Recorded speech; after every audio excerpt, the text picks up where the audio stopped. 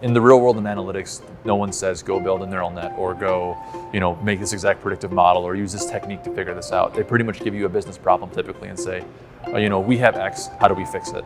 And an experiential learning program is the same thing. It's not a classroom setting where they say, learn this technique exactly and apply it in this way. You're saying, of all the techniques you have, which one should you use and how do you use that to get a desirable result?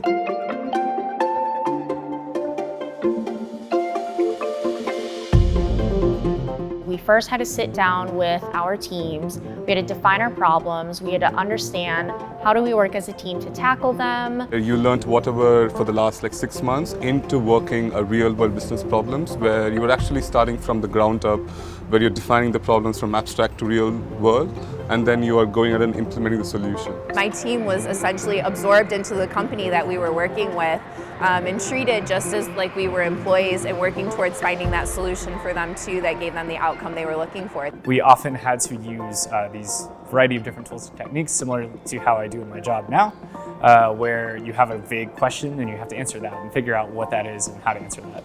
What's messy data? How do you deal with that?